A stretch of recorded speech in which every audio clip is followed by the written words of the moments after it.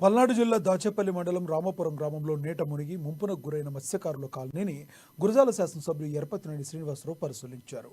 ఎగువ ప్రాంతమైన నాగార్జున సాగర్ నుండి కృష్ణానదికి భారీగా వరద వచ్చిన నేపథ్యంలో నీట మునిగి ఇబ్బందులు పడుతున్న కుటుంబాలని వారు పరామర్శించారు. అనంతరం వరద వల్ల జరిగిన నష్టాన్ని స్థానికులను అడిగి తెలుసుకున్నారు. ఆయన గతంలో చేపల కాలనీకి అన్ని రకాలుగా అండదండగా ఉన్నామని ఎమ్మెల్యే ఎరపతినేని తెలిపారు. వీరందరికీ వెంటనే ఇళ్ల పట్టాలు మంజూరు చేసి ఇళ్లు కట్టుకునే విధంగా ఏర్పాటు చేస్తామని ఆయన హామీ ఇచ్చారు.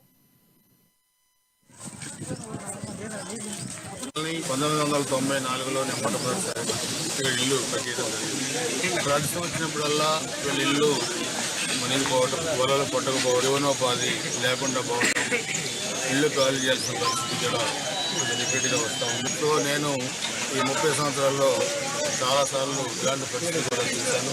19 తెలుగుదేశం అధికారులు ఉన్నప్పుడు ఊరికి దగ్గరగా కూడా 50 కుటుంబాలకి పట్టాలు ఇచ్చింది.